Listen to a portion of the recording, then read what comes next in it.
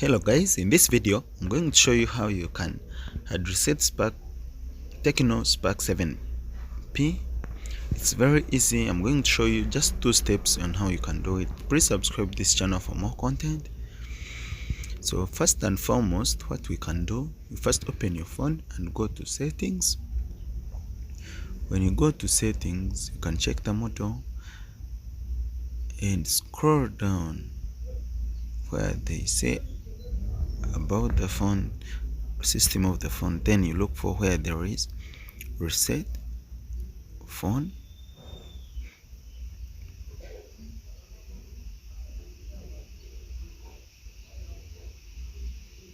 Click on reset options, then you click on erase all your data, and you have to make sure your phone is fully charged, not just to flash or to format the phone without charging the phone at least above 30%. So that was the first method. Then the second method, you press power button and put the phone off. Then when it's off, you press power button and volume up button and keep on pressing them until you see this interface showing no command.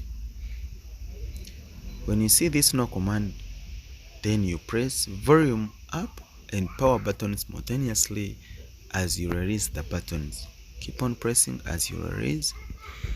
Yes, you can see. Then you see this. Use volume down, scroll down since the touch doesn't respond. Then you look for where there is wipe data and factory reset. When you reach on that, you press power button to select and volume down to go to factory data reset. Power button to select.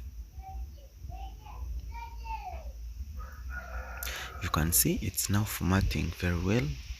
You wait for it until it shows data wipe complete. When it shows data wipe complete, then you reboot the system by pressing power button. Sometimes here it stays long time to reboot. You have to wait for it until it finishes. I've tried to skip the video so that it doesn't take long time. Then you start the phone like normally, select the country where you are and press next.